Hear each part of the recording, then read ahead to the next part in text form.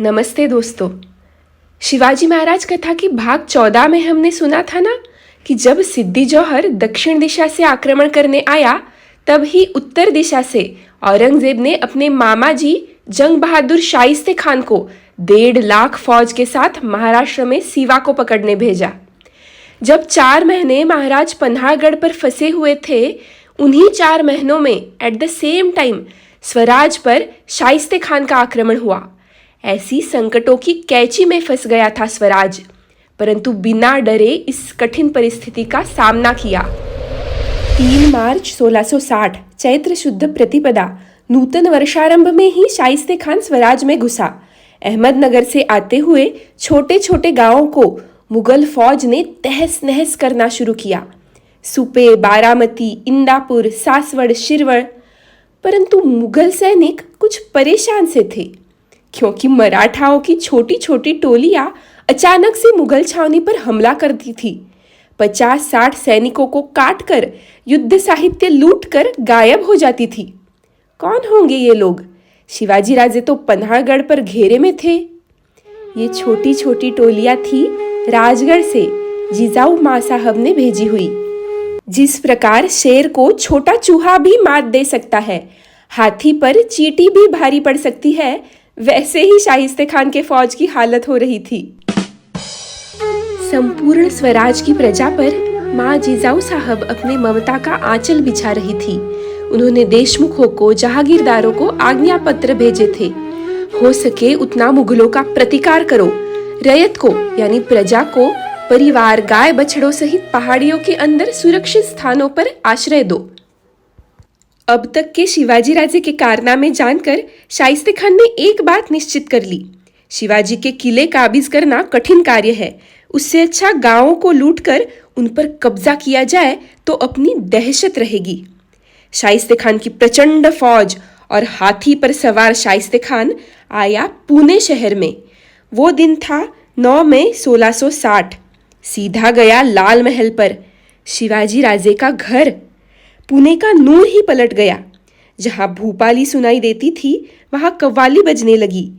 धूप अगरबत्ती के गंध जहां महकते थे, वहां शराब और हुक्के की बू आने लगी। लाल महल पर अच्छे से डेरा बसाने के बाद शाइस्ते खान की नजर पड़ी एक किले पर। पुणे नासिक मार्ग पर चाकण नाम का गढ़ है। गढ़ क्या, छोटी सी गढ़ी ही है, जिसे संग्राम दुर्ग भी कहते हैं। यह भुईकोट किला है, यानी जमीन पर ही बांधा गया किला। अन्य कठिन किले गिरिदुर्ग कहलाते हैं, जो पहाड़ियों पर बांधे जाते हैं। साकण किले पर किलेदार थे बुजुर्ग फिरंगोजी नरसाड़ा, आयु 70 वर्ष। शहाजी राजे के समय से वे भोसले परिवार से एकनिष्ठ थे। तब साकण पर केवल 320 मावले थे। दिनांक 23 जून 1660 को शाइस्ते खान की 21,000 की मुगल फौज ने साकण किले पर हमला किया। मुगल फौज जैसे ही किले के समीप आई, ऊपर से तोपों के धड़ाधड़ वार होने लगे। 21,000 की फौज पूरी बिखर गई। साकण तो यूं ले लेंगे, यह शाइस्ते खान का अहंकार का गुब्बारा फुस हो गया। फिर शाइस्ते खान ने अपने सरदारों को किले को घेरा डालने का हुक्म छोड़ा। चारों ओर से हमला किया तो 1-2 दिन में आसानी से हम गढ़ काबिज कर लेंगे, ऐसा शाइस्ते खान का विश्वास था। और शाइस्ते खान की प्रचंड फौज अति प्रचंड युद्ध साहित्य लेकर चारों दिशाओं से साकण पर चढ़ गई। सोचो कितना कुशल व्यवस्थापन होगा किले का। मुगल सैनिक किले के घेरे में आए रे आए कि ऊपर से बाण, गोलियां या तोपे अचूक निशाना लेकर शत्रु की बलि लेती थी। 10 दिन हो गए, 20 दिन हो गए, शाइस्ते खान ने भी कितने तोपों के गोले डाले, परंतु धुआं और आवाज, इसके अलावा उनका कुछ भी उपयोग नहीं हुआ। बुलंद किले की एक भी दीवार खंडित नहीं हुई।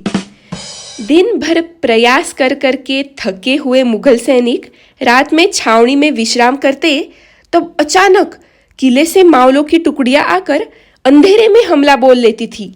20-30 मुगल सैनिकों को काट कर युद्ध साहित्य लेकर वापस किले में चली जाती थी। यह था गनीमी कावा, अद्भुत युद्ध नीति। परंतु ऐसा कितने दिन चलेगा?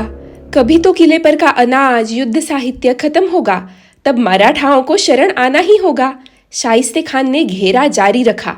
किलेदार फिरंगोजी ऐसी आशा में थे कि बाहर से शिवाजी राजे अथवा जिजाऊ साहब कोई फौज भेजेंगे, परंतु राजगढ़ से चाकण मार्ग पर पूरा प्रदेश शाइस्ते खान के कब्जे में था। इस कारण कुछ भी सहायता आ न सकी। गढ़ चढ़कर नहीं जीत सकते, नीचे से आक्रमण भी नहीं कर सकते, अब करे तो क्या करे? शाइस्ते खान चिंता में था और उसके दिमाग में एक विलक्षण कल्पना आई। छावनी से जमीन के अंदर से सुरंग खोदकर गढ़ के नीचे तक जाए और उसमें बारूद भरकर चाकण के किले के नीचे स्फोट करे। अत्यंत गुप्तता से कार्रवाई शुरू हुई। दुर्दैव से मराठाओं को इस योजना की कुछ भी खबर नहीं थी। घेराबंदी के 55 दिन हो चुके थे। 14 अगस्त 1660 को सुरंग में दारू भरकर बत्ती जला दी गई। धड़ाड़ धड़ाड़ महाप्रचंड आवाज हुआ। चाकण किले का पूर्व का बुरुज, उस पर की तोपें, मावलों सहित पूरा बुरुज स्फोट के साथ जमींदोस्त हो गया। तुरंत उस दिशा से मुगलों की फौज तूफान समान आक्रमण करती हुई किले के अंदर आई। ऐसा दृश्य देखकर अन्य कोई भी होता तो निराश होकर हार मान लेता ना, परंतु आश्चर्य की बात, बचे हुए मराठा वीर हर हर महादेव की गर्जना करते हुए मुगलों पर टूट पड़े। पूरे दिन भर युद्ध चला। अब मुट्ठी भर मावले बचे थे। अंत में उन्होंने किला छोड़कर जाने का निर्णय लिया। कितना दुख हुआ होगा उनको। शास्ता खान ने चाकण किला काबीज करके उसका नाम रखा किले इस्लामाबाद। अब तक शिवाजी राजे पन्हाड़गढ़ से मुक्त हो गए थे। बुजुर्ग फिरंगोजी बचे हुए मावलों सहित चाकण से राजगढ़ पहुंचे। शिवाजी राजे के आगे गर्दन नीचे कर साश्रु नयनों से वे बोले, राज, मैं संग्राम दुर्ग बचा न सका, आप बोलेंगे वो दंड मंजूर है। राजे ने फिरंगोजी को आश्वस्त किया। बोले, फिरंगोजी, आपके और मावलों के शौर्य को हमारा वंदन। आपने चाकण किले को स्वयं के बच्चे समान संभाला, यह हम जानते हैं। शास्ता खान तो बस कुछ दिनों का मेहमान है। हम संग्राम दुर्ग पुनश्च स्वराज में अवश्य लाएंगे। राजे ने फिरंगोजी का यथोचित सम्मान किया और उनको भूपालगढ़ का किलेदार बनाया।